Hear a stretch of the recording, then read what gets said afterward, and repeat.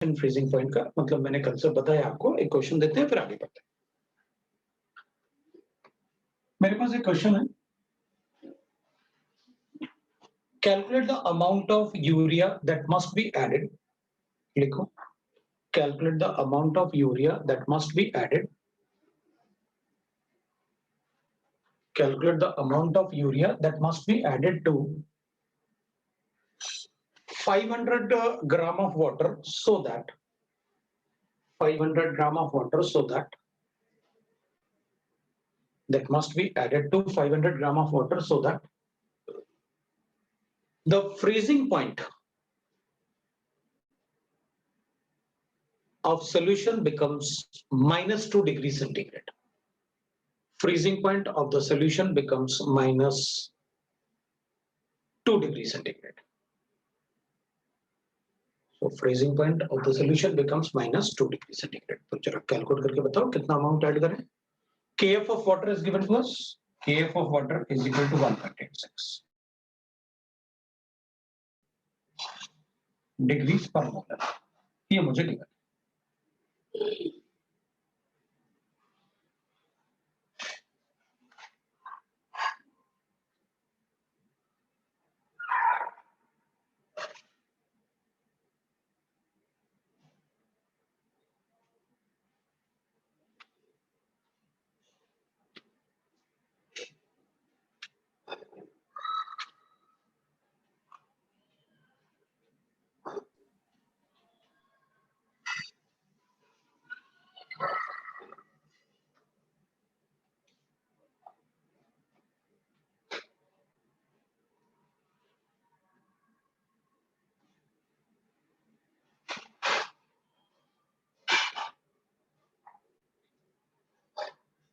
थोड़ा जल्दी कैलकुलेट करके बताओ भाई।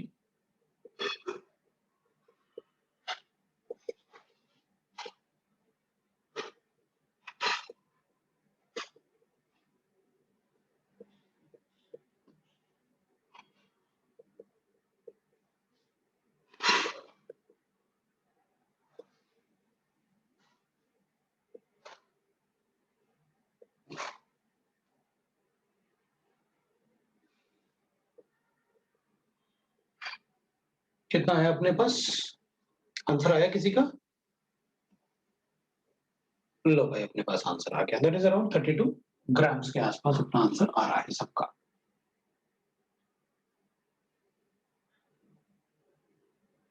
ठीक है, अब मैंने आपको केएफ का फॉर्मूला बताया था लेकिन क्वेश्चंस नहीं करवाए थे। अब कर सकते हैं, कोई प्रॉब्लम नहीं है बिल्कुल। अभी आपका आंसर कितना आ रहा है? 32 ग्राम के आसपास आ रहा है, सबका आ रहा है आंसर। अब देख, मैंने तुम्हें क्या बताया इसमें, अब सबका आंसर आ जाएगा ना मेरे ख्याल से। कैलकुलेशन सबको आता है, जो मैंने दिया था वो सबको समझ में आया, कैलकुलेशन सब कर लिया। अब देखो, अगर मान लो अपने पास, मैं आपको जो बोल रहा हूँ यहाँ पर, मैं आपसे ये बोल रहा हूँ कि भाई अगर अपन इसमें अपने पास वाटर लिक्विड इक्विलिब्रियम था, वाटर और आइस का इक्विलिब्रियम था, लिक्विड वाटर और आइस का इक्विलिब्रियम था, और वाटर अपना 0 डिग्री में फ्रीज हो रहा था। ये 0 डिग्री पे फ्रीज हो रहा था, ठीक है ना। मैंने इसमें क्या किया, 32 ग्राम यूरिया डाल दिया तो सोल्यूशन बन गया। भाई यूरिया डालने से क्या हुआ होगा, वो आइस मेल्ट होके वाटर की तरफ आ गया होगा। यूरिया ऐड करने से, सॉल्ट ऐड करने से ये मेल्ट हो गया होगा। अगर ये मेल्ट होगा तो मुझे वापस आइस बनाने के लिए, फ्रीज करने के लिए, बिकॉज इक्विलिब्रियम तो तभी आएगा जब फ्रीज तो होगा, तो इक्विलिब्रियम आना चाहिए। तो जो यूरिया ऐड करने से इधर आया था, मुझे टेम्परेचर और कम करके वापस उसको आइस में कन्वर्ट करना पड़ा। तो अपन ने कहा सोल्यूशन का फ्रीजिंग पॉइंट था -2 डिग्री सेंटीग्रेड। तो अपन ने कहा देखो भाई, अगर आप सोल्यूट ऐड करोगे, नॉन वोलेटाइल सोल्यूट अगर आप ऐड करोगे, तो नॉन वोलेटाइल सोल्यूट ऐड करने से जो इसका मेल्टिंग होगा, मेल्टिंग को वापस उधर ले जाने के लिए मुझे कितने टेम्परेचर की जरूरत पड़ेगी, कितना टेम्परेचर और कम करना पड़ेगा, वो -2 डिग्री करना पड़ेगा। तो अपन कहेंगे ये वापस इक्विलिब्रियम में आ जाएगा, और इक्विलिब्रियम में अपने पास वाटर कितना होगा, तो अपन कहेंगे 500 ग्राम होगा। लेकिन ये 500 ग्राम वाटर जो है वो इक्विलिब्रियम में रहेगा। 0 डिग्री सेंटीग्रेड पे जब प्योर वाटर था और यूरिया ऐड किया तो -2 पे वो 500 ग्राम सॉल्वेंट इक्विलिब्रियम। अब अपन कहेंगे नहीं सर मेरी मर्जी, मैं तो अब जब फ्रीज करना ही है तो -5 पे फ्रीज करूंगा मैं। भाई -2 पे फ्रीज होता है, that is a freezing point of the solution जब आपने 32 ग्राम यूरिया ऐड किया। तो अपन कहेंगे नहीं मेरी मर्जी, मैं तो -5 पे फ्रीज करूंगा, बताओ क्या होगा, क्या प्रॉब्लम है, फ्रीजिंग ही तो करना। तो अपन कहेंगे देखो भाई, किसी का भी जब फ्रीजिंग पॉइंट होता है तो वहां लिक्विड और सॉलिड का इक्विलिब्रियम होता है, और लिक्विड का जो सॉल्वेंट होता है वो सॉल्वेंट का मास अपन को यहां लिखना होता है। और अगर आप और कम टेम्परेचर पे फ्रीज करोगे, मतलब अगर इसका टेम्परेचर कम करोगे -2 से, तो और आइस बन जाएगा, फिर वाटर का जो 500 ग्राम है वो कम हो जाएगा और आइस बन जाएगा। अब अगर देखा जाए तो बात तो सही है भाई, इस पार्ट में कभी कोई चेंज नहीं आएगा अगर अपन टेम्परेचर को कम करेंगे, क्योंकि सॉलिड थोड़ी फ्रीज होता है, तो कांस्टेंट है भाई। फ्रीज तो सॉल्वेंट होता है। अपन कहेंगे आप टेम्परेचर मतलब फ्रीजिंग पॉइंट बढ़ाओ, मतलब और कम करते जाओ फ्रीजिंग पॉइंट, तो फ्रीजिंग पॉइंट का वैल्यू बढ़ाओगे। आप कह रहे हैं कि मैं -5 पे फ्रीज करूंगा, मेरी मर्जी। तो अगर 2 से आप -5 पे अगर 5 पे फ्रीज करोगे तो इसको बढ़ाया तो मैं इसको कम कर दूंगा। क्यों? क्योंकि जब आप टेम्परेचर को और कम करोगे तो वाटर जो है वो आइस में कन्वर्ट होना शुरू हो जाएगा, ज्यादा आइस में कन्वर्ट करना शुरू हो जाएगा। तो फिर अपन कहेंगे भाई लिक्विड वाटर कम बचेगा और आइस ज्यादा बन जाएगा। तो कैलकुलेट करके दिखाओ। तो अपन कहेंगे देखो अब ऐसा हो जाएगा, उसमें आप कह रहे हैं मैं 5 पे फ्रीज करूंगा, आई तो 1 होता है, KF 1.86 होता है, मल्टीप्लाई करते हैं भाई, सोल्यूट थोड़ी फ्रीज होता है, वो तो उतना ही रहेगा 32 gram divided by 60 multiply by 1000, change क्या होगा, WA चेंज होगा। मैंने WA को कैलकुलेट किया क्योंकि आपने टेम्परेचर कम कर दिया ना, -2 पे फ्रीज हो रहा था, इक्विलिब्रियम आ रहा था। अगर आप टेम्परेचर को कम करोगे तो ये इस तरफ आ जाएगा। अगर ये इधर आएगा तो मेरे पास WA आ गया, दैट इज 198 ग्राम। अच्छा, इसका मतलब है अगर मैं टेम्परेचर -5 पे लेके जाऊंगा तो इसमें जो वाटर सॉल्वेंट के फॉर्म में बचेगा वो 198 बचेगा। तो ठीक है, weight of solvent converted to ice कितना हो जाएगा, 500 ग्राम था, बचा हुआ 198 ग्राम। लो भाई इतना हो गया, इतना आइस एक्स्ट्रा बन जाएगा अगर आप -5 पे फ्रीज करोगे।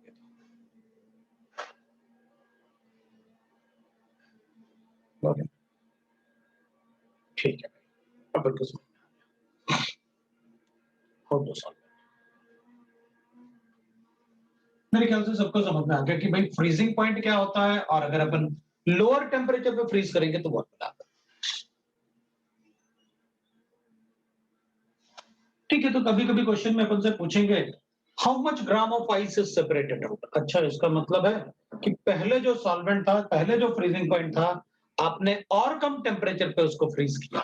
तो चलो कैलकुलेट कर लेते हैं कि भाई सॉल्वेंट पहले कितना था और कम टेम्परेचर पे सॉल्वेंट कितना बचा हुआ है। The difference is the ice separated out. ठीक है,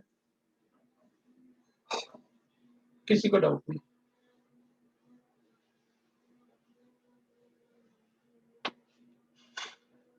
तो इसका मतलब फिर इसमें भी आप ऐसे ही बताओ,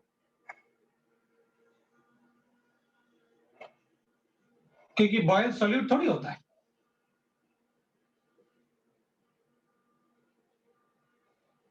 अगर किसी का बॉइलिंग पॉइंट मुझे गिवन है, सपोज एक्वस सॉल्यूशन है, उसका बॉइलिंग पॉइंट 102 डिग्री सेंटीग्रेड है, मतलब इसका वैल्यू 2 है, एलिवेशन 2 हुआ, तो लिक्विड वेपर इक्विलिब्रियम आ गया होगा, इक्विलिब्रियम आ गया। अब अपन कहेंगे मेरी मर्जी भाई, इसका बॉइलिंग पॉइंट जब ये सॉल्यूट है, क्योंकि ये बात तो कांस्टेंट है, जब इतना ग्राम सॉल्यूट आपने ऐड किया है इस सॉल्वेंट में तो आपने 102 उसका बॉइलिंग पॉइंट है। अपन कहेंगे मेरी मर्जी, मैं तो इसको 110 पे बॉइल करूंगा। अब आप बताओ क्या हो जाएगा। तो अपन कहें ठीक है भाई, आप इसको बढ़ाओगे मतलब जो पहले सॉल्वेंट का अमाउंट रहा होगा उसमें से काफी सारा सॉल्वेंट वेपर में चला जाएगा, तो फिर यहां पर सॉल्वेंट कम बचेगा। तो अपन ये कैलकुलेट करके बता देंगे कि भाई देखो 102 पे बॉईल हो रहा था, आपने 110 किया, तो कितना एक्स्ट्रा सॉल्वेंट वेपर में निकल गया होगा, कितना एक्स्ट्रा सॉल्वेंट और वेपराइज हो गया होगा, वो बता देंगे।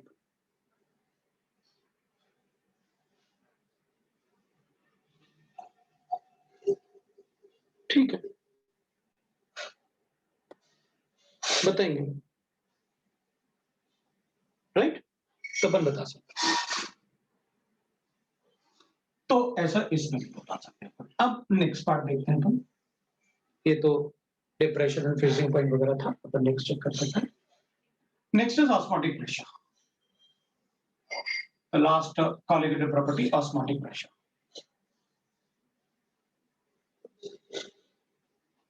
पाई से डिनोट करेंगे, इस पे अपन लिखेंगे went of assumption for dilute solution, went of assumption for dilute solution.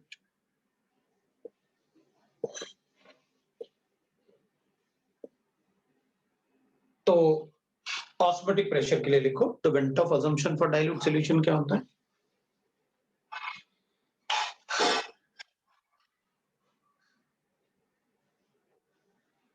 The solute particle present in the dilute solution, the solute particle present in the dilute solutions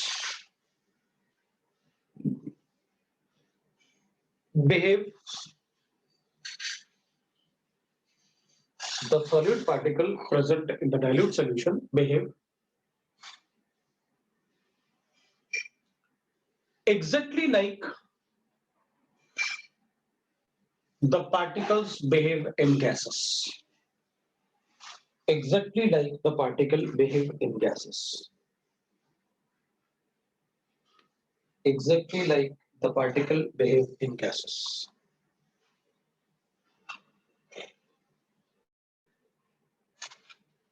As the particle in gases, as the particle in gases,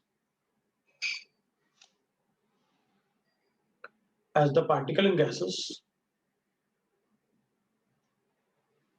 exert the pressure due to collision on wall of container, as the particle in gases exert the pressure due to collision in wall of container,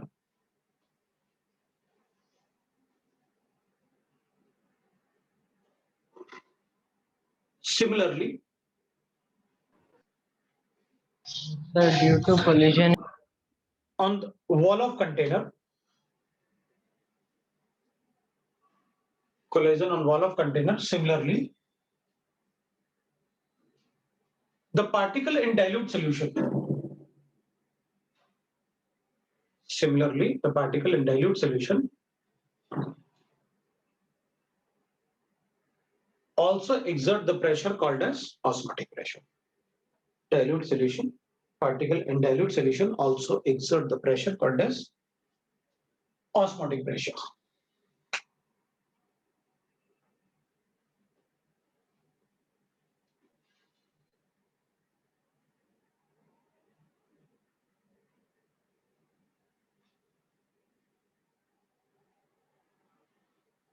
अब जैसे अपन कहते हैं भाई gases के लिए pressure is directly proportional, inversely proportional to volume, directly proportional to number of moles.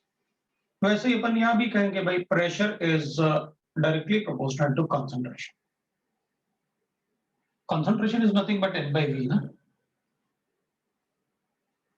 Pressure is directly proportional to temperature. Temperature बढ़ा होगा तो pressure बढ़ेगा. So pressure is directly proportional to concentration into temperature, or I can write that pi will be equal to C, the concentration, R into T, CRT. Now osmotic pressure. इसमें अपन आई को भी multiply कर लेंगे, आई को क्यों multiply करेंगे, क्योंकि जो आप पार्टिकल्स ऐड कर रहे होगे सॉल्यूशन में उसमें मैं एबनॉर्मल बिहेवियर भी चेक करके रखूंगा। तो ये बिल्कुल वैसे ही हो गया, ये तो भाई कंसंट्रेशन मतलब यहाँ पर अपन को पता है that is concentration is nothing but directly proportional to n moles per litre होता है कंसंट्रेशन। तो मैं यहाँ पर लिख सकता हूँ ना एनआरटी अपॉन वी, एक ही बात है फिर तो, जैसे पीवी इक्वल टू एनआरटी वैसे ही ऑस्मोटिक प्रेशर भी कैलकुलेट कर लेंगे। तो pi will be equal to i into NRT by V कर लूंगा। हाँ, तो अपन ने कहा ना कि dilute solution behave as gases, तो जो गैस लॉज होते हैं वो इसमें भी यूज कर लिया अपन।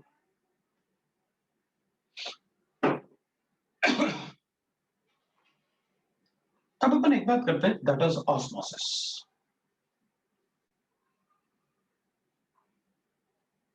ऑस्मोसिस सबने 10th क्लास में काफी पढ़ा हुआ है।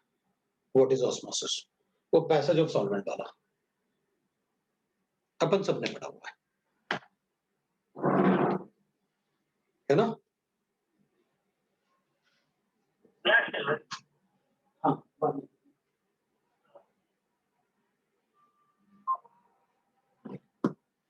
तो अपन क्या बोलते हैं ऑस्मोसिस को? इट्स अ प्रोसेस, राइट ना? ऑस्मोसिस जो होता है वो प्रोसेस होता है, और अपन उस प्रोसेस को कैलकुलेट करके देखते हैं, राइट ना? Osmosis is a process. The passage of solvent, the phenomena of passage of solvent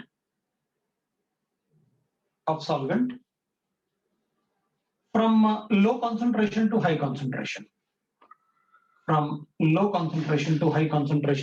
through the semi-permeable membrane. The phenomena of passage of solvent from low concentration to high concentration through semi-permeable membrane. Low concentration to high concentration through semi-permeable membrane. Through semi-permeable membrane.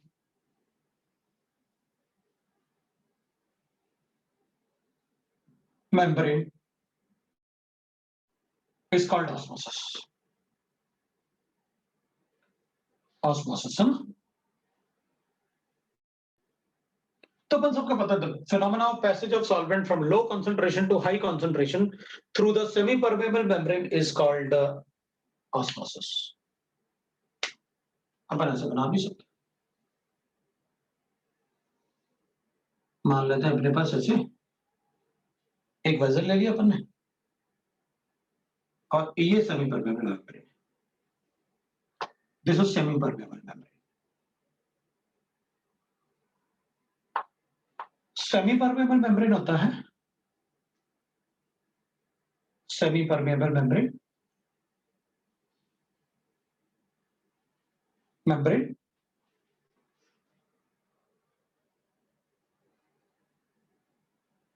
so semi-permeable membrane जो होता है उसमें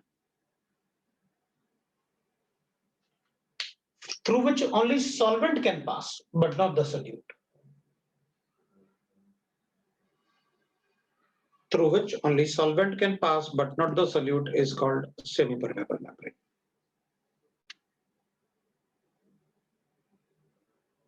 Through which only solvent can pass but not the solute is called semi-permeable membrane.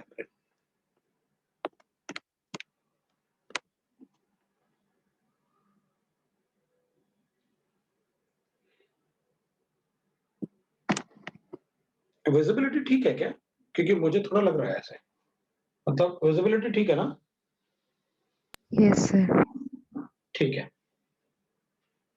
तो semi-permeable membrane through which only solvent can pass.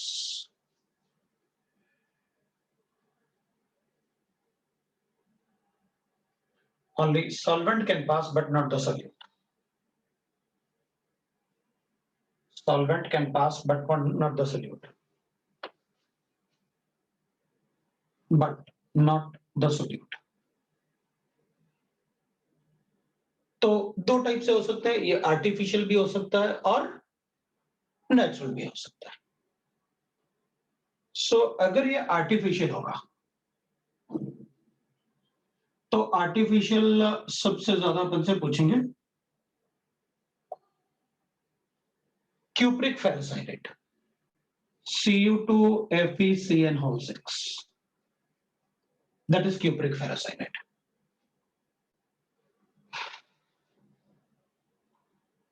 Cupric, ferrocyanide. दूसरा अपन लिख सकते हैं दैट इज कैल्शियम फॉस्फेट।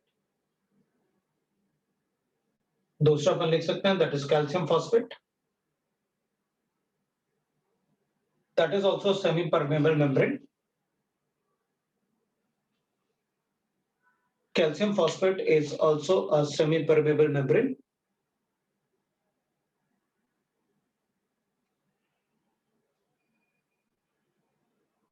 ठीक है, that is also a semi-permeable membrane. और natural में अपन लिख सकते हैं that is cellulose. Cellulose.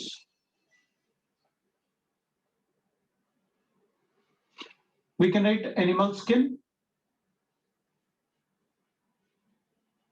फिर फिल्टर पेपर्स भी होते हैं, उसको अपन पैचमेंट पेपर बोलते हैं।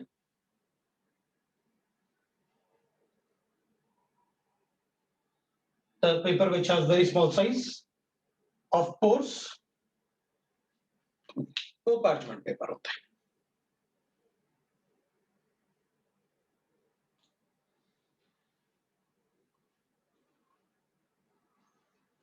अब जैसे अपना स्किन जो होता है that is a semi permeable membrane. जो स्किन होता है that is a semi permeable membrane.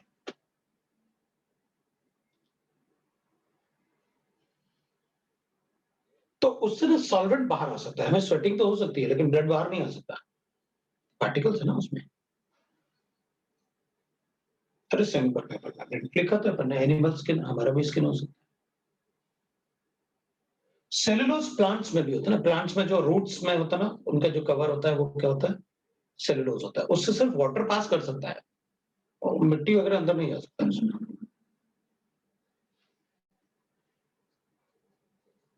That is semi permeable membrane.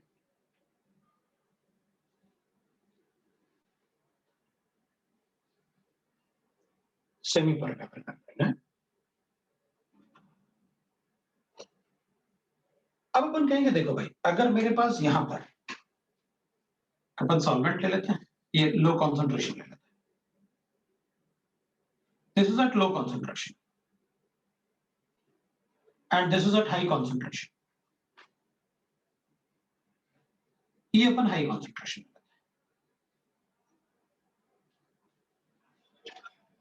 अगर कॉन्सेंट्रेशन ज्यादा होगा तो ऑस्मोटिक प्रेशर भी ज्यादा होगा।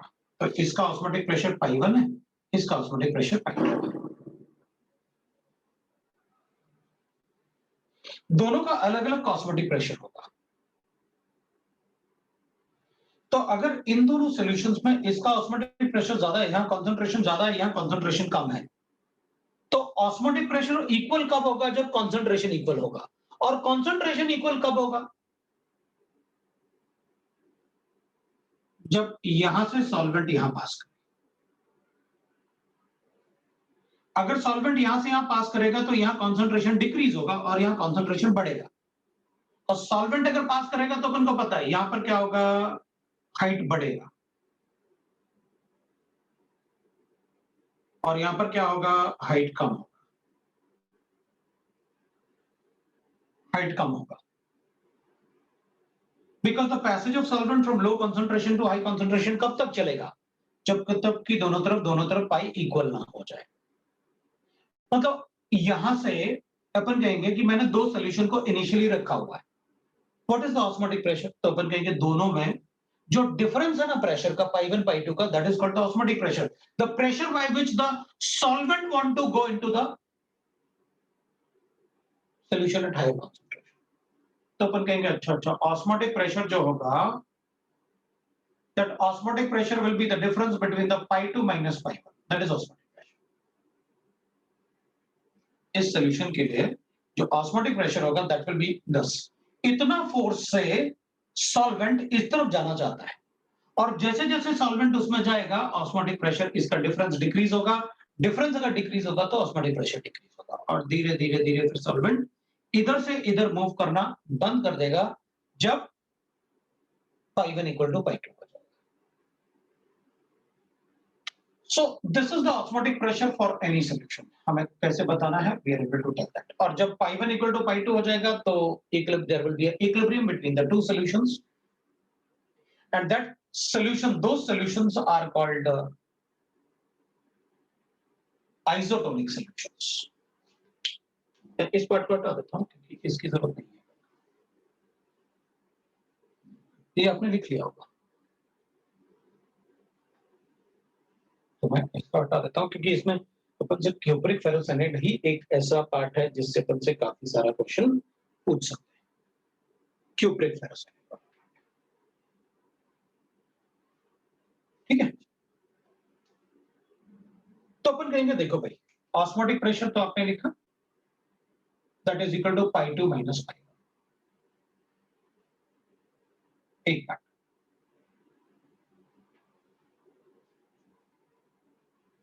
The solution at higher concentration is called hypertonic solution. वो भी 10th क्लास में पढ़ने पड़ा। The solution at lower concentration is called hypotonic solution. So solution at higher concentration is called hypertonic solution. Of higher concentration is hypertonic solution.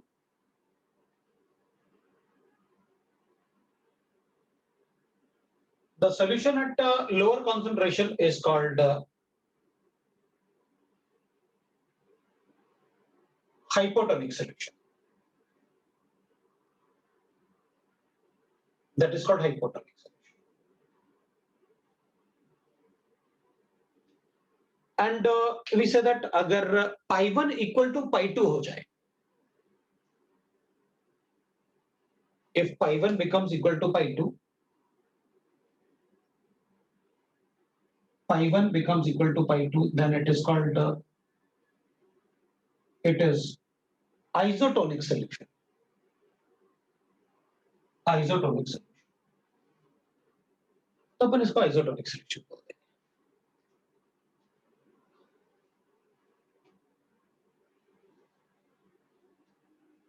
C part अपन क्या करेंगे, ठीक है, recorded कि भाई ऑस्मोटिक प्रेशर अपन अगर सॉल्यूशन कोई गिवन है तो उसके कंसंट्रेशन से अपन ऑस्मोटिक प्रेशर कैलकुलेट करके बता देंगे। मेरे पास दो सॉल्यूशंस हैं, ये सॉल्यूशन लोअर कंसंट्रेशन पे है और ये सॉल्यूशन हायर कंसंट्रेशन पे है। दो सॉल्यूशंस हैं मेरे पास, एक लो कंसंट्रेशन, एक high concentration. These are the two solutions. Osmosis अपन को पता है क्या होता है,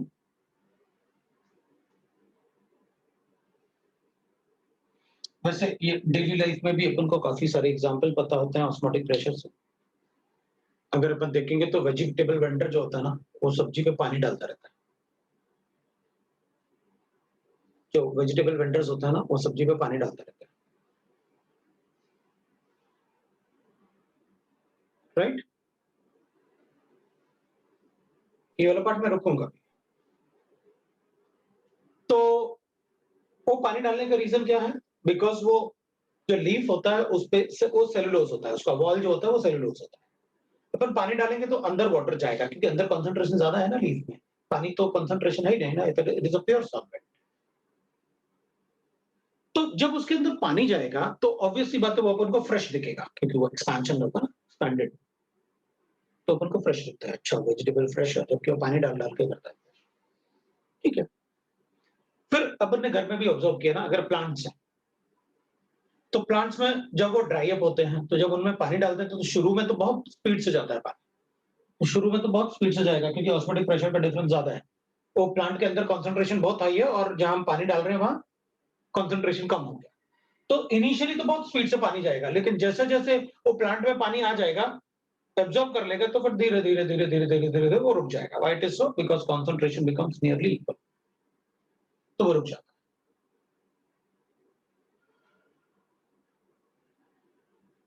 क्योंकि वो इक्विलिब्रियम पे आ जाता है। अब अपन कहेंगे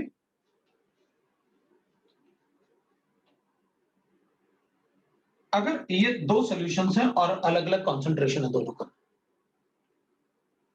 मैं चाहता हूं कि ये हायर कॉन्सेंट्रेशन है, ये लोअर कॉन्सेंट्रेशन है, और यहां से यहां सॉल्वेंट मूव ना करे, तो अपन कहेंगे प्रेशर, यहां पर प्रेशर लगाओ, एक पिस्टन लगाओ और उस पिस्टन पे प्रेशर लगाओ, और उस पिस्टन पे एक्सटर्नल प्रेशर कितना लगाओ, तो अपन कहेंगे इतना प्रेशर लगाओ। अगर आप इतना प्रेशर लगाओगे तो यहां से यहां सॉल्वेंट मूव नहीं करेगा, तो अपन कहेंगे अच्छा, इसका मतलब the pressure applied on the high concentration part so that the passage of solvent will not move from low concentration to high concentration is called osmotic pressure. Yes, the difference ना, इतना प्रेशर लगाऊंगा तो osmotic pressure मुझे यहाँ लगाना पड़ेगा। ये experimentally अपन calculate करते हैं, और इसको अगर अपन चाहें तो बोल भी सकते हैं, इसको कवर कर लेते हैं ऐसे और बोल देंगे दिस इज द एक्सपेरिमेंटल ना, वो कैलकुलेट करने के लिए अपन बता सकते हैं this is called Berkeley and Hartley method. वो ऐसे ही तो कैलकुलेट किया था उसमें, तो इस तरफ लगा देते हैं अपन प्रेशर, तो कितना फोर्स से इधर सॉल्वेंट आना चाहता है उतना ही प्रेशर अपन यहाँ लगा देते हैं। The external pressure applied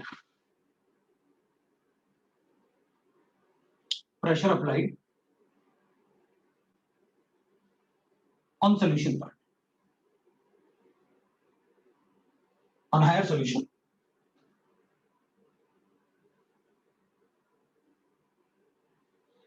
on higher concentration, so that passage of solvent do not take place. Passage of solvent do not take place from low concentration to high concentration. Solvent do not take place from low concentration to high concentration.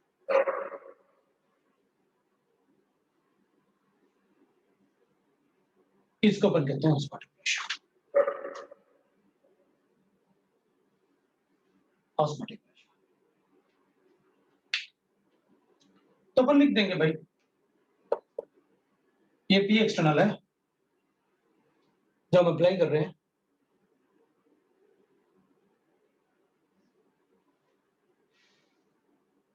अपन कहेंगे अगर हमारे पास ऐसे given है, if P external is अगर अपन P external is equal to pi 2 minus pi 1 करते हैं, if P external is equal to pi 2 minus pi 1, no osmosis, passage of solvent नहीं होगा। if P external is less than pi 2 minus pi 1, osmosis will take place, osmosis occurs। if P external is greater than pi 2 minus pi 1, अगर मैं इससे ज्यादा pressure इसमें apply कर दूं तो सॉल्वेंट यहां से आना, यहां आना शुरू कर देगा। Then reverse osmosis, reverse osmosis अपन कब करते हैं, अगर सी वाटर से हार्डनेस ऑफ वाटर को रिमूव करना है तो desalination of water, it is used for desalination of sea water, of sea water. अपन सी वाटर को सॉफ्ट वाटर में, हार्ड वाटर को सॉफ्ट वाटर में कन्वर्ट कर सकते हैं by desalination of water, that is ठीक है। तो मुझे लगता है कि अपन को ऑस्मोटिक प्रेशर और ऑस्मोसिस अच्छे से समझ में आ गया। अब अपन थोड़ा सा एप्लीकेशन वाली बात करते हैं,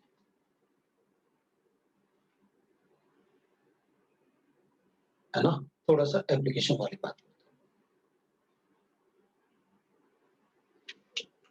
हैं। तो अपन एप्लीकेशन में लिखेंगे दैट इज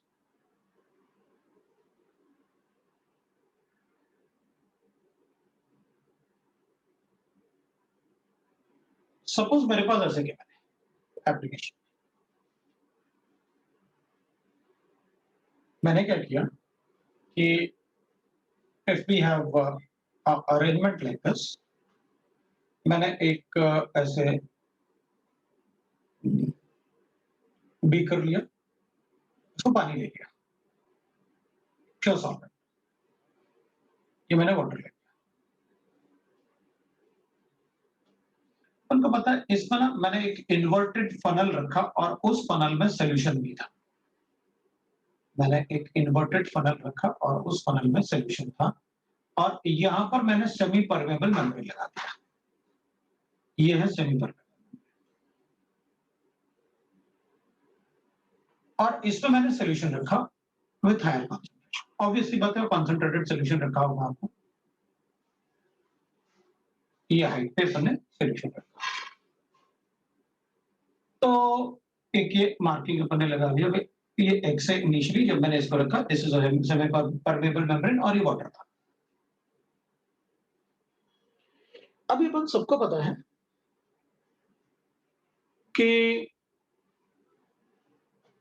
ये वाटर, क्योंकि यहाँ तो वाटर है और यहाँ कॉन्सेंट्रेटेड सॉल्यूशन है और ये सेमी परमेबल मेम्ब्रेन है, तो ये वाटर इसके अंदर जाएगा ताकि सॉल्यूशन वहां पर कॉन्सेंट्रेशन कम हो जाए, तो यहां से वाटर इसके अंदर मूव करेगा ताकि इसमें कॉन्सेंट्रेशन डिक्रीज हो। तो अपन ने कहा वाटर अगर अंदर जाएगा तो सपोज करते हैं ये वाई आ गया यहाँ और आके वो रुक गया। अपन कहेंगे सर अभी भी तो कॉन्सेंट्रेशन ज्यादा है, सारा ही वाटर अंदर कर दो। तो अपन कहेंगे देख भाई, इसमें इन दोनों का एक ऑस्मोटिक प्रेशर होगा, बाहर से एटमॉस्फेयर यहां प्रेशर लगा रहा है, बाहर से एटमॉस्फेयर वहां प्रेशर लगा रहा है, एटमॉस्फेयर नीचे की तरफ प्रेशर लगा रहा है ऊपर से, और इसका जो मास होगा उससे भी फोर्स लग रहा है mg, तो वो mg अपन कहेंगे सर यहां भी तो खुला है, तो हाँ यहां भी एटमॉस्फेरिक प्रेशर लग रहा है, वहां भी लग रहा है, लेकिन जो इसका मास होगा उसकी वजह से एक mg फोर्स लगेगा, वो फोर्स की वजह से वो फोर्स अपोजिंग फोर्स इसको अब अंदर जाने से रोक रहा है, क्योंकि वो मास mg की वजह से फोर्स लग रहा होगा जिसकी वजह से वो रोक रहा है, तो वो इतना हाइट पे जाके रुक जाता है। तो ये जो इंक्रीज इन हाइट है ना, इसको अपन ले लेते हैं h, और उसको अपन बता देंगे कि भाई इसका अगर मुझे कैलकुलेट करना है what is the osmotic pressure, तो मैं कहूंगा इसमें ऑस्मोटिक प्रेशर कैलकुलेट करना है, तो ऑस्मोटिक प्रेशर मतलब यहां तो 1 एटमॉस्फेरिक प्रेशर लग रहा था तो ये अंदर जा रहा था, और यहां भी 1 लग रहा था और इसका मास बढ़ गया, तो इन दोनों को मिला के इसके बराबर हो गया, रुक गया वो, क्योंकि इसमें ऑस्मोटिक प्रेशर भी होगा, इसका ऑस्मोटिक प्रेशर प्लस ये बाहर से प्रेशर, तो वो ऑब्वियसली बात है इसका मास। अगर अपन एटमॉस्फेरिक प्रेशर को भूल जाएं तो अपन कहेंगे अब इसलिए नहीं ऑस्मोसिस हो रहा है क्योंकि इसका मास जो वो नीचे की तरफ फोर्स कर रहा है और ये प्रेशर उसको ऊपर की तरफ भेज रहा है, तो वो बैलेंस हो गया इसलिए वो रुक गया, एक लगी बात। तो अगर ये प्रेशर कैलकुलेट करना है तो अपन कहेंगे फिर अपन को पता तो है कैसे कैलकुलेट करते हैं। अगर अपन को हाइट गिवन है सॉल्यूशन का तो अपन लिखेंगे भाई pi is equal to rho D G H, लिखो ऑस्मोटिक प्रेशर कितना होगा, D is the density of solution, density of solution ये देना पड़ेगा आपको कितना है, h is the height in the column, equilibrium height, ये इक्विलिब्रियम हाइट हो जाएगा, और जी तो अपन को पता है gravitational force due to gravity, वो अपन को पता है कैसे। अगर मैं इससे कैलकुलेट कर सकता हूं तो फिर मैं इसको यहां यूज कर सकता हूं,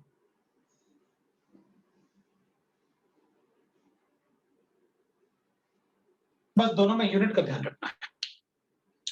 हाइट अगर सेंटीमीटर में गिवन है तो प्रेशर मुझे डाइन पर सेंटीमीटर स्क्वायर आएगा, मैं कन्वर्ट कर सकता हूं मीटर में, तो उसे पास्कल में लेके इसको पास्कल में यूज करके या तो एटमॉस्फेयर में कन्वर्ट करो सो दैट मैं आर का वैल्यू यूज करता हूं, वो अपन को चेक करना पड़ेगा अगर आर का वैल्यू यूज करना है। This is one of the application. दूसरा एप्लीकेशन अपन लेंगे, मान लो मेरे पास ऐसे की है, मैंने ये एक ऐसे सरफेस ले लिया, उस सरफेस पे एक, ठीक है ना, अपन ने एक ऐसे वेजल रखा, उस वेजल में 100 ml वाटर है, वाटर है और एक और वेसल रखा, उस वेसल में भी 100 ml वाटर है, 100 ml वाटर।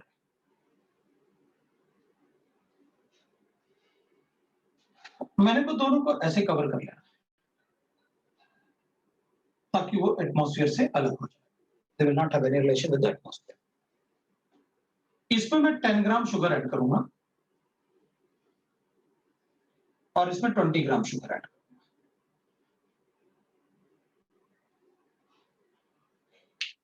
अब मुझे ये बिल्कुल बताने की जरूरत नहीं कि इसका कॉन्सेंट्रेशन कम है इससे।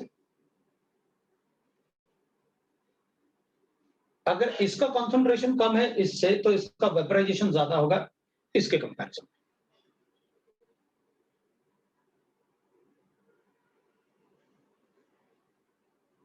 अगर इसका वेपराइजेशन ज्यादा होगा इसके कंपैरिजन में, यहां वेपर प्रेशर कम है, तो ये वेपर, इससे क्या होगा कि वेपर्स जो है ना, वेपर्स उड़ के इधर आएंगे और फिर कंडेंस हो जाया करेंगे। वहां से फिर वेपर उड़ के आए, फिर यहाँ कंडेंस हो गए। मतलब वहां वॉल्यूम कम होता रहेगा, यहाँ वॉल्यूम बढ़ता रहेगा, क्योंकि दोनों कवर्ड रखे हुए हैं। और उसके अंदर इधर वेपर ज्यादा जनरेट हो रहे होंगे और इधर वेपर कम हो रहे होंगे जनरेट, क्योंकि कॉन्सेंट्रेशन ज्यादा है तो वेपर प्रेशर कम होगा।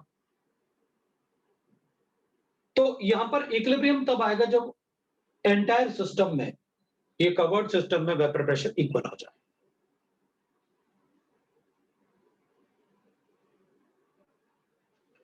तो अपन कहेंगे ठीक है, ये वेपर प्रेशर इक्वल कब होगा, तो अपन कहेंगे जब इक्विलिब्रियम आएगा,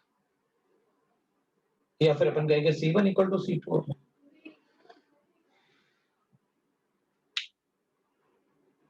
C1 इक्वल टू C2 क्या होगा, इसका मतलब number of moles divided by volume V1 is equal to number of moles इसका वॉल्यूम V2।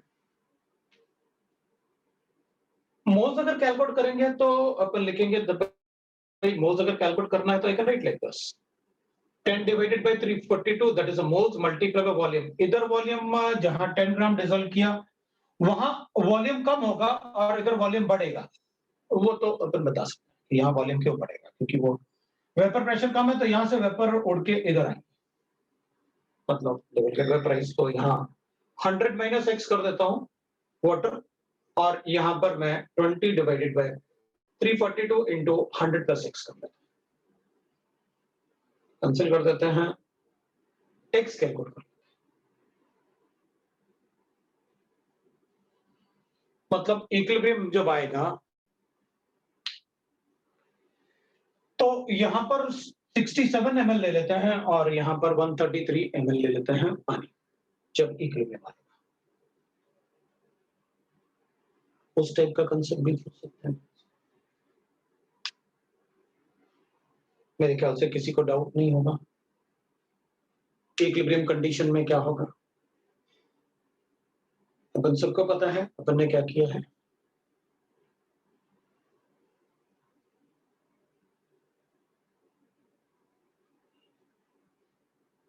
ठीक है, अब अपन कहेंगे कि भाई मान लो अपने पास एक ऐसे क्वेश्चन,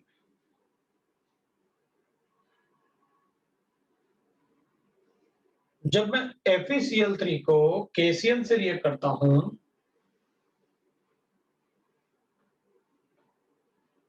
तो K3FeCN6 इसका वायलेट कलर कॉम्प्लेक्स बनता है, ये बन जाता है, वायलेट कलर कॉम्प्लेक्स बन जाता है। अपन से पूछा गया, मेरे पास ये एक सिस्टम है और इस सिस्टम में हमसे कहा गया कि इधर KCN सॉल्यूशन है और इधर FeCl3 सॉल्यूशन है। ये 0.3 मोलर है और ये 0.1 मोलर है।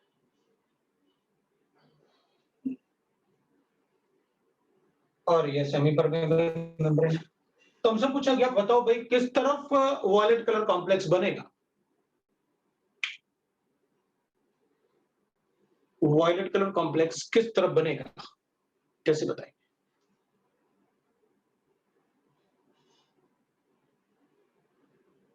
Left hand side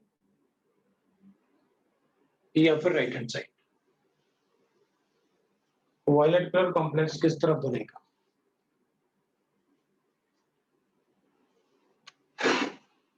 violet colour complex किस तरफ बनेगा? लेफ्ट साइड में या राइट साइड में या दोनों में से कहीं भी बन सकता है?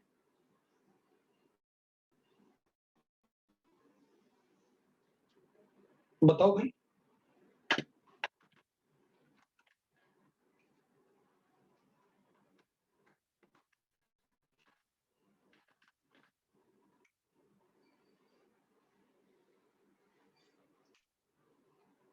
तो अपन आंसर लिखेंगे नो फॉर्मेशन ऑफ कॉम्प्लेक्स।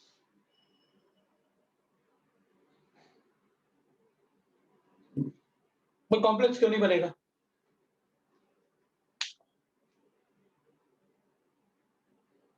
तो कॉम्प्लेक्स इसलिए नहीं बनेगा कि भाई इससे तो सिर्फ वाटर ही पास कर सकता है ना, आयंस थोड़ी पास कर पाएंगे। जब आयंस रिएक्ट करेंगे तो ये बनेगा ना।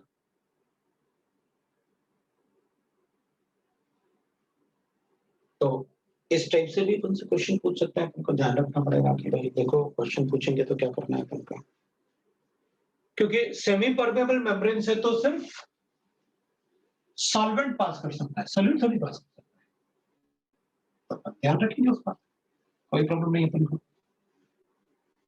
किस तरफ बनेगा अपन कहेंगे कहीं नहीं बनने वाला।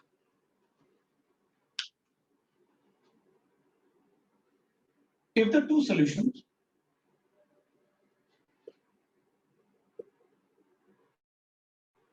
with different concentration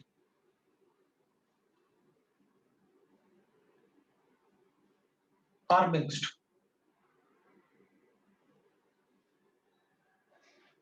then the total osmotic pressure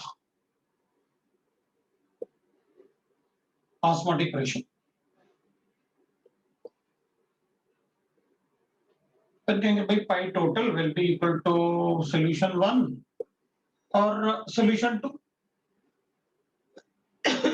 दोनों को ऐड करके बता देंगे। अगर दोनों को ऐड करूंगा तो इसके लिए लिखूंगा I1C1RT I2C2RT। ठीक है, तो RT को कॉमन ले लो, I1C1 plus I2C2।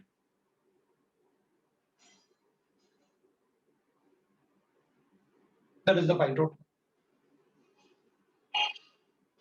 Concentration, you know that N1 plus I2 N2 RT upon V total, क्योंकि दोनों को मिक्स करोगे तो वॉल्यूम तो टोटल वॉल्यूम आ जाएगा ना, फिर तो अपन को टोटल वॉल्यूम लेना पड़ेगा अगर दोनों को मिक्स करेंगे तो। रेट लिख,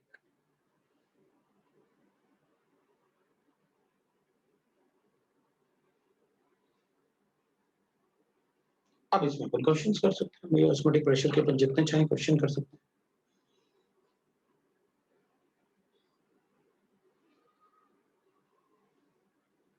देखो आप, किसी को डाउट है तो, अदरवाइज अपन मैं क्वेश्चन बोलता हूँ, आप कुछ क्वेश्चंस फटाफट कर दो।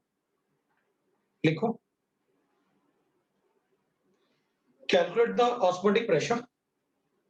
लिखो भाई question, calculate the osmotic pressure. ठीक है, लिख लो पहले इसे, फिर उसके बाद अपन लिखते हैं आगे।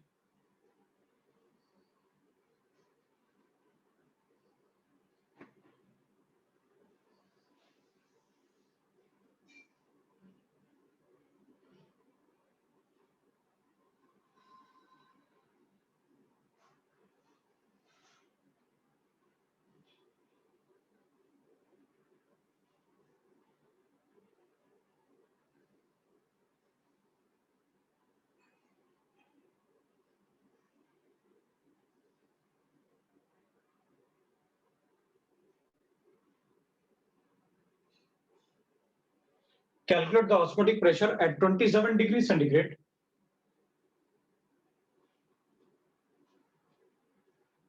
Osmotic pressure at 27 degrees centigrade containing 3.42 gram of glucose. Containing 3.42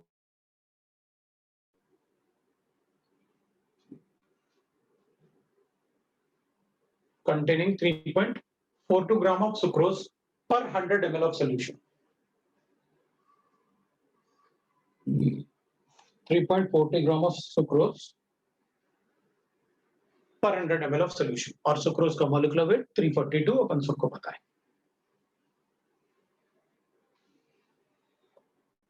Molecular weight of sucrose is 342.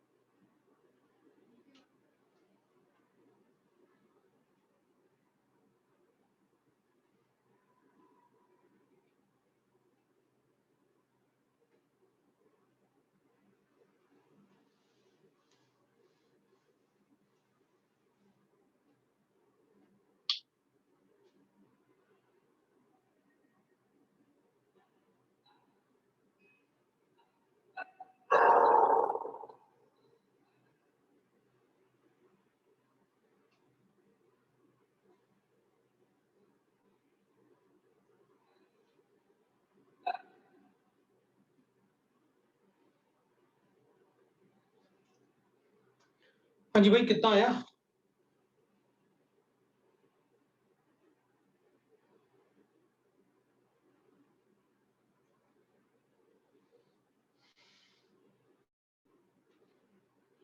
To 2.5 आया सबसे. लो भाई, ये तो अपना 100 टाइम आ गया तो 10 हो गया.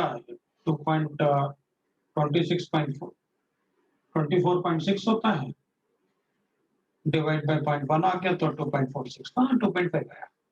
हाँ, वो 1/12 लिया तो बिल्कुल एग्जैक्ट 2.5 आएगा. सही है, करेक्ट है,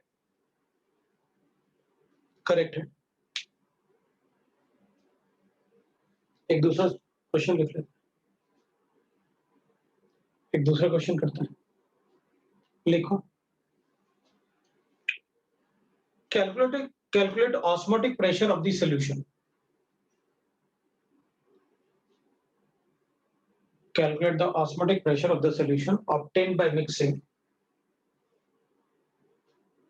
Calculate the osmotic pressure of the solution obtained by mixing.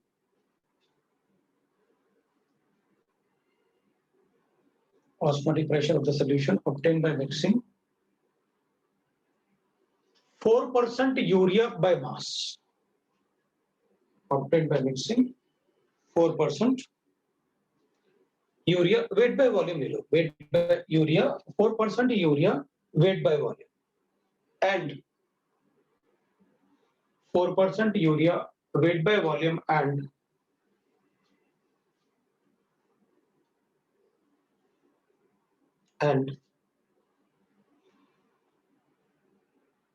100 ml of 3.6% weight by volume of glucose. 3.6% weight by volume of glucose at 27 degrees centigrade. At 27 degrees.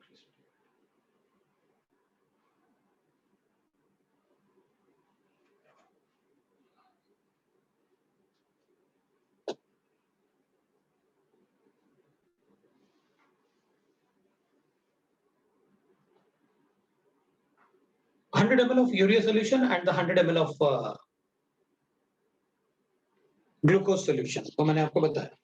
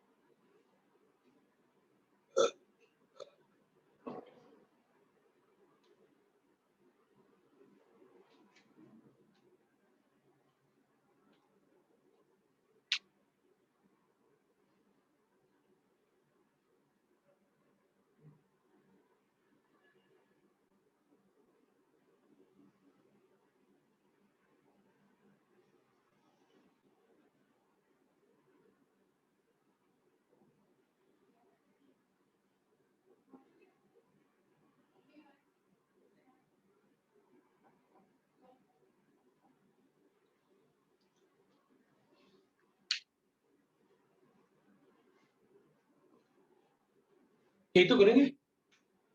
तो इसके मोल्स आ गए 4/60, इसके मोल्स आ गए 3.6 divided by 180। दोनों को mix किया तो are का वैल्यू अपन ने 0.0821 ले लिया। ये टेम्परेचर 300 गिवन है और टोटल वॉल्यूम 200 हो गया। खत्म हो गया क्वेश्चन। पर आई का कोई मतलब नहीं है, क्योंकि आई तो यूरिया और ग्लूकोज है, दे आर नॉन इलेक्ट्रोलाइट। अगर इलेक्ट्रोलाइट होते तो मैं आई को भी मल्टीप्लाई करता था। दोनों सॉल्यूशन को मिक्स करोगे तो टोटल वॉल्यूम 200 हो जाएगा, तो मैं ले लिया। वॉल्यूम को बस लीटर्स में लेना है, क्योंकि पीजी टू एनआरटी आपने ये एटमॉस्फेयर लीटर यूज किया।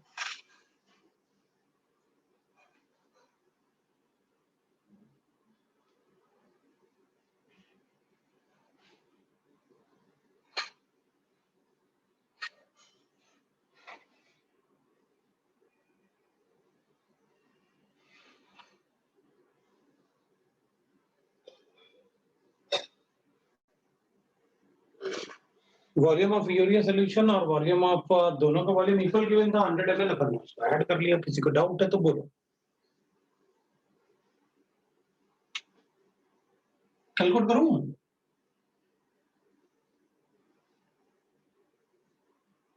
मेरे ख्याल से तुम लोग कैलकुलेट कर सकते हो ना, कर लोगे?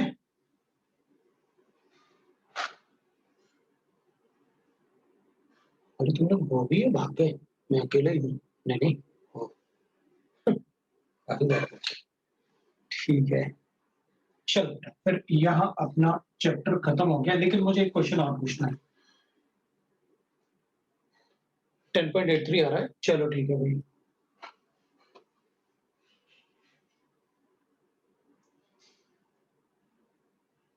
For the following given solutions, मेरे पास 3 सॉल्यूशन गिवन है, ठीक है ना? 3 सॉल्यूशन लिख रहा हूँ, ठीक है? कैलकुलेशन कर लो, मैं तब तक क्वेश्चन लिखता हूँ। For the given solutions,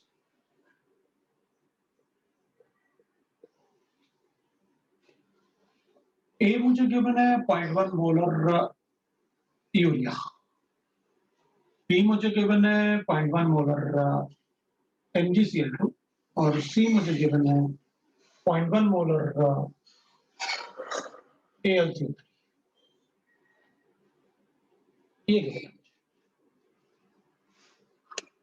These are solutions given to me.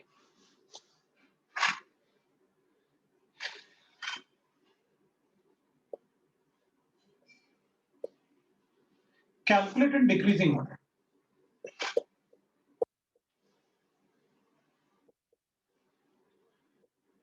Calculate in decreasing order. A relative lowering in vapor pressure. Vapor pressure of solution.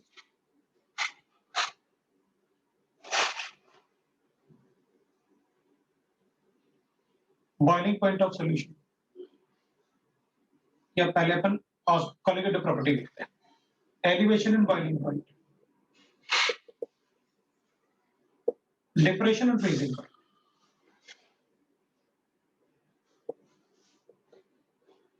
Osmotic pressure.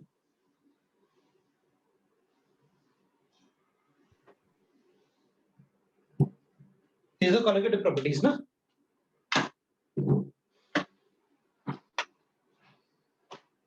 Vapor pressure of the solution.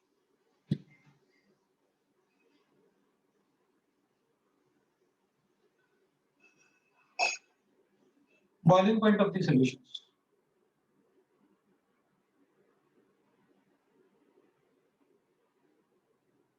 Freezing point of the solution.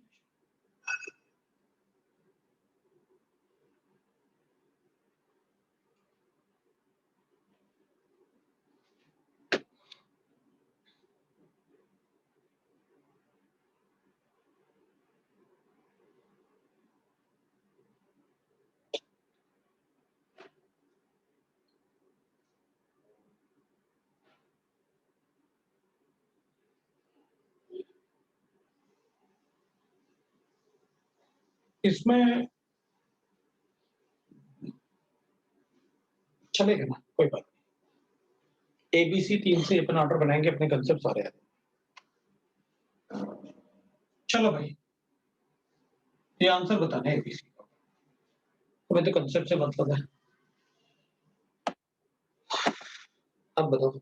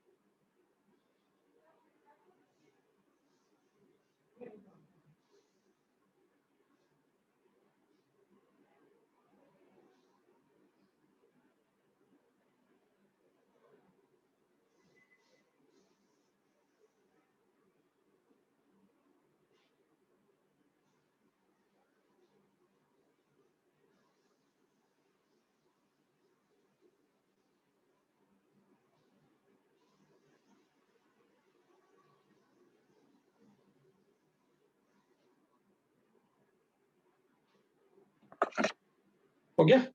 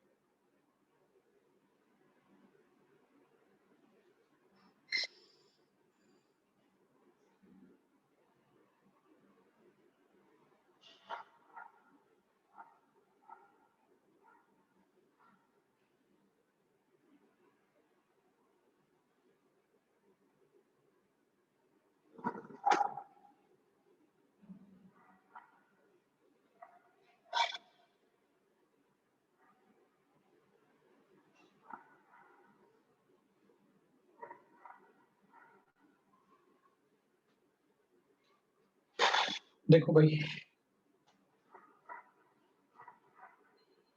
ए में अपन को urea given है,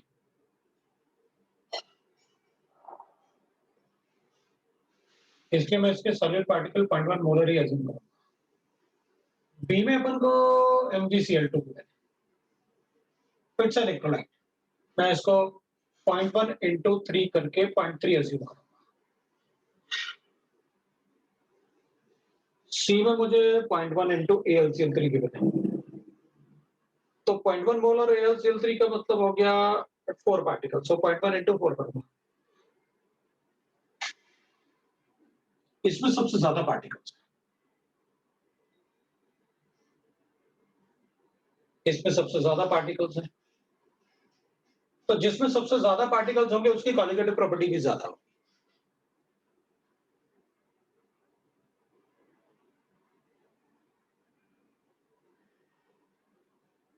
मतलब इसमें C greater than B greater than A, क्योंकि colligative property only depends on number of solid particle, अपन को पता है, they depends only on the number of solid particle, these are colligative property. तो इसके लिए भी C भी है, इसके लिए भी जितना ज्यादा पार्टिकल ऐड करोगे उतना ज्यादा डिप्रेशन, ये भी C भी है और ये भी C भी है, क्योंकि अगर नंबर ऑफ पार्टिकल ज्यादा होगा तो कॉलिगेटिव प्रॉपर्टी भी ज्यादा होगा।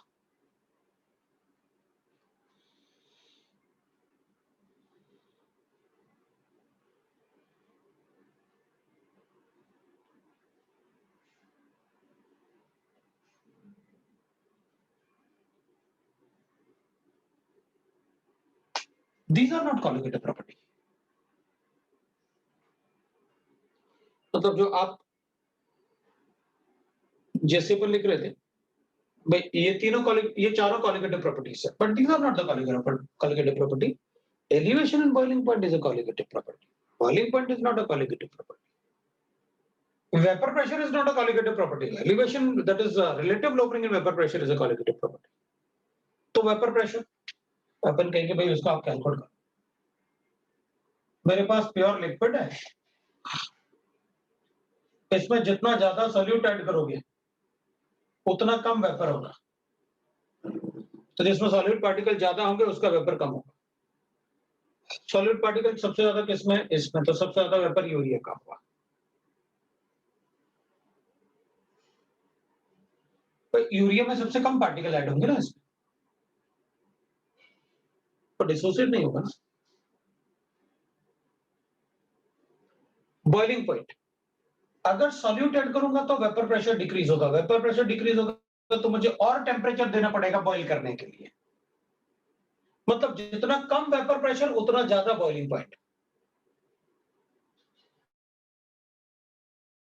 वेपर प्रेशर उतना ज्यादा बॉइलिंग पॉइंट, और जितना ज्यादा सॉल्यूट ऐड करोगे उतना कम वेपर प्रेशर होगा, कम वेपर प्रेशर मतलब बॉइलिंग पॉइंट ज्यादा।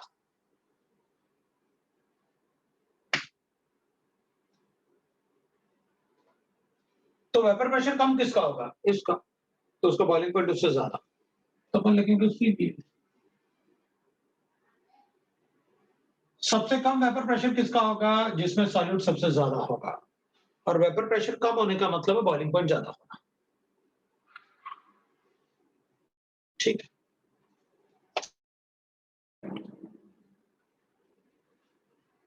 अब वाटर फ्रीज होता है 0 डिग्री सेंटीग्रेड, अगर मैं इसमें सॉल्यूट डालूंगा तो माइनस में फ्रीज होगा, जितना ज्यादा सॉल्यूट डालोगे उतना कम फ्रीजिंग पॉइंट होगा। अब सॉल्यूट डालते जाओ, मैं फ्रीजिंग पॉइंट कम करता जाऊंगा, तो फ्रीजिंग पॉइंट उतना ही कम होगा जितना ज्यादा सॉल्यूट होगा, तो आप सॉल्यूट डालो, मैं फ्रीजिंग पॉइंट कम करता जाऊंगा। तो अपन कहेंगे देख भाई, जिसमें सॉल्यूट के पार्टिकल सबसे ज्यादा होंगे उसका फ्रीजिंग पॉइंट सबसे कम होगा, सी का फ्रीजिंग पॉइंट सबसे कम होगा, तो सबसे ज्यादा फ्रीजिंग पॉइंट मतलब यूरिया सबसे कम पार्टिकल ऐड किए होंगे तो उसका फ्रीजिंग पॉइंट ज्यादा होगा, एक्चुअली ज्यादा का मतलब 0 के पास आना। सो इन सब में सबसे ज्यादा सॉल्यूट सी में डाल रहे हैं आप, तो सबसे कम फ्रीजिंग पॉइंट उसी का होगा, तो सबसे ज्यादा फ्रीजिंग पॉइंट किसका होगा, यूरिया का। देख लेना, मतलब मैंने जो बताया आपको कि भाई फ्रीजिंग पॉइंट कैसे चेक करना है, क्योंकि आप गलती करोगे, मतलब वो अपन से एक तो फ्रीजिंग पॉइंट में आप सबसे ज्यादा गलती करोगे और वेपर प्रेशर, वो गलतियां नहीं करना। सर बोलो। ज्यादा सल्यूट में कम फ्रीजिंग पॉइंट रहेगा। ज्यादा सल्यूट ऐड करेंगे तो फ्रीजिंग पॉइंट कम होता जाएगा, कम होता जाएगा, तो कम सल्यूट है तो ज्यादा फ्रीजिंग पॉइंट है, वो नेगेटिव ना होगा ना यस फ्रीजिंग। Sir, okay.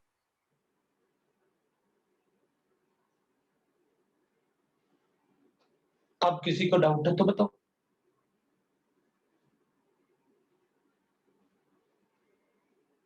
अपना चैप्टर खत्म।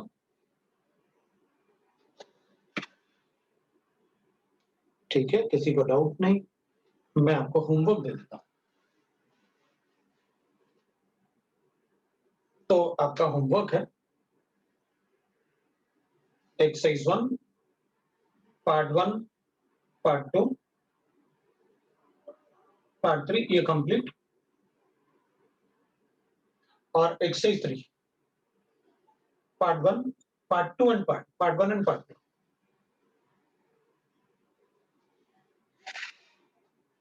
आपको केमिकल बॉन्डिंग करना है,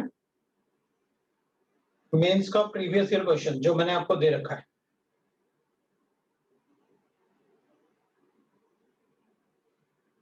इसके लिए और ये पार्ट सॉल्व करने के बाद अगर आपके पास टाइम हो तो मेंस का भी प्रीवियस ईयर लिक्विड सॉल्यूशन का कैलकुलेट करना फॉर सॉल्यूशंस, ये भी आप कैलकुलेट करोगे। जब ये होगा तो अपन एक्सरसाइज 2 और एनसीईआरटी की बात करेंगे। फिर मैं सैटरडे को मतलब डे टाइम में इसको डिस्कस करूंगा और इसको डिस्कस करूंगा सैटरडे को डे टाइम में, और नेक्स्ट क्लास में अपन ऑब्वियसली बात है ये डिस्कस कर लेंगे नेक्स्ट क्लास में, या फिर अपन ये मतलब इसका बहुत सारा पार्ट हो गया और ये वाला पार्ट, वैसे ये वाला पार्ट तो इसी में आ रहा है, तो अपन इसको तो डिस्कस कर लेंगे पार्ट 2 को, नेक्स्ट क्लास में ये डिस्कस कर लेंगे अपन। और ये एक्स्ट्रा क्लास में जो मैंने कहा कि सैटरडे को मैं डे टाइम में लगाऊंगा तब करना है। बुक अपन को खरीदने की अभी जरूरत नहीं पड़ेगी, क्योंकि अपन मैंने आपको सॉफ्ट कॉपी भेजा है। जो नया बुक आएगा अभी ऐड होने के बाद मेंस के, उन क्वेश्चंस के लिए अपन खरीद लेंगे, अभी क्यों खरीदना है, बाद में अपन खरीद लेंगे, अभी अपन उससे ही पढ़ लेते हैं सॉफ्ट कॉपी, एक दो चैप्टर होंगे उसके बाद तो आ ही जाएगा, ठीक है ना। तो चलो भाई फिर आज इतना ही पढ़ते हैं। थैंक यू, चलो बाय।